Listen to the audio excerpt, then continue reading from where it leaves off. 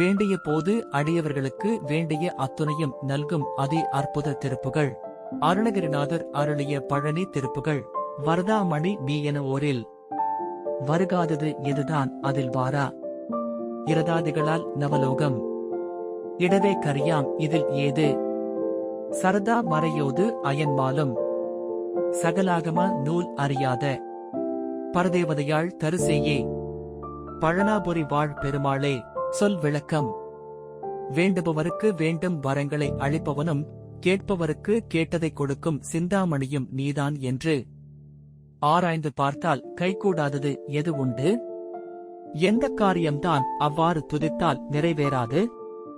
பாதரசம் போன்றவைகளை வைத்துச் செய்யும் ரசவாத வித்தை மூலம் 9 லோகங்களை இட்ட கூட்டுறவால் இறுதியில் கரியாகும். இதனால் வேறு பயன் ஏது?